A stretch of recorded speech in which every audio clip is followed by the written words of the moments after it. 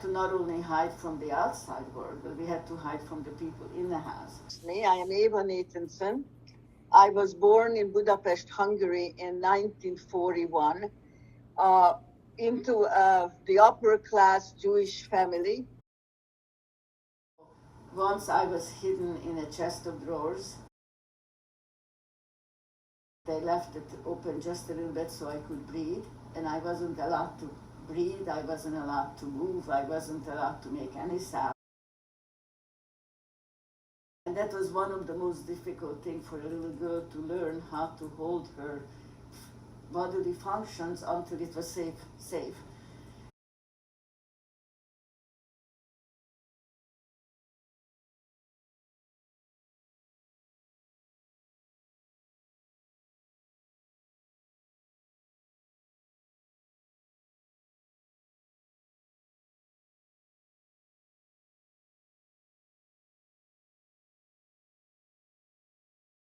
We're all crying and everybody was dirty and smelly and scared. And I saw that in the side of the truck, which had those planks of woods, I was so sure that I could only see under the very lowest one. And I saw four men dressed in SS uniform with guns on their shoulder following the truck.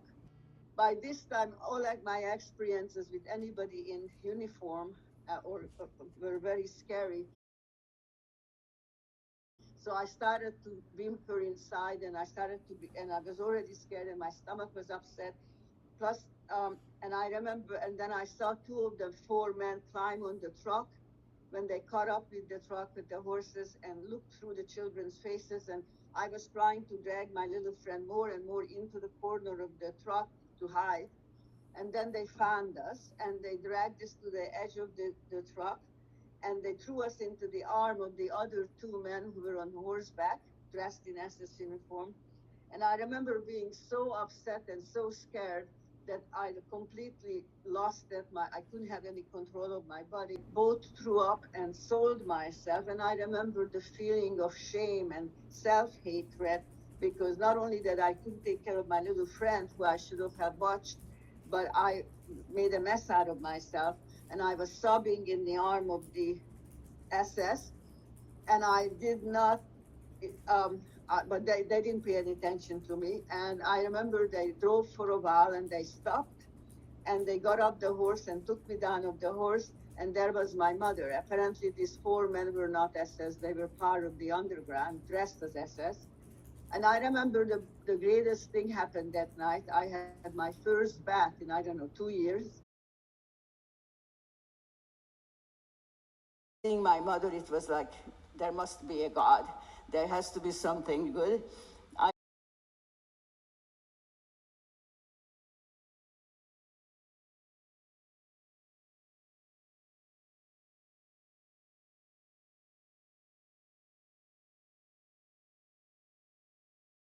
There, but the only problem was that we weren't the only thing in this room. There was a lot of rats. My mother kept on covering our bodies with her own, so the rats will not nibble on us.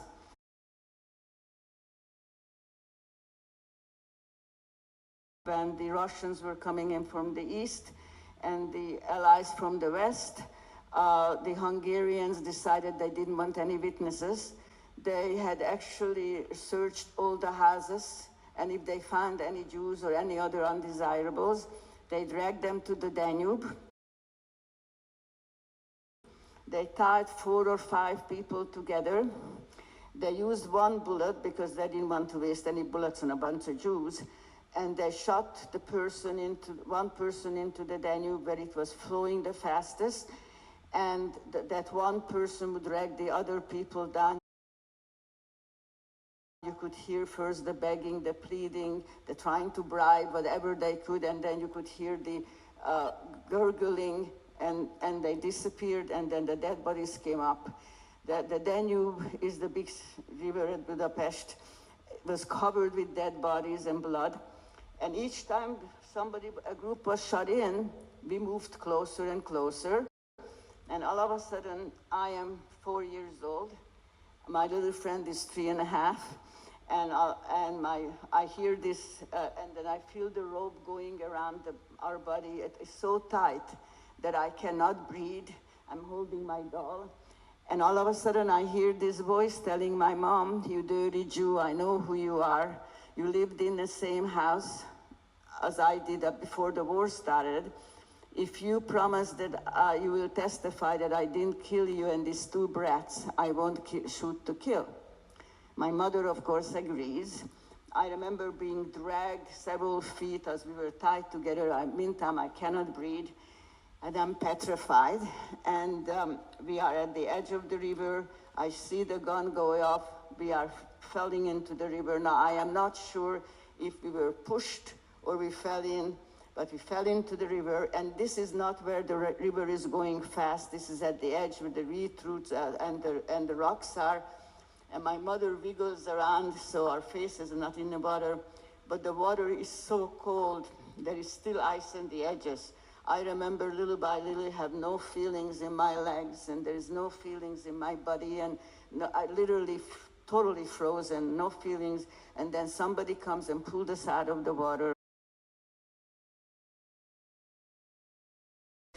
And we lost 96% of our family. In 1956, we left us, Hungarian Revolution broke out.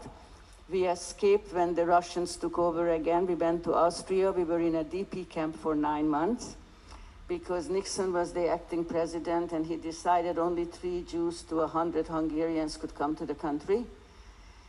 And in 1957, September 11th, I came to the United States.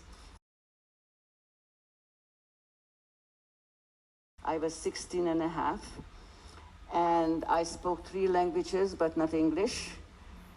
But my parents, and we came to the LA because my stepfather's brother was here.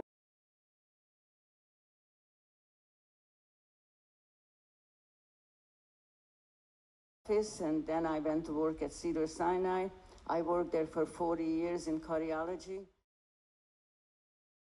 I ran 3 cancer centers afterwards in the valley. I have 2 kids, 2 grandkids, and 2 half-sisters who are living in the United States.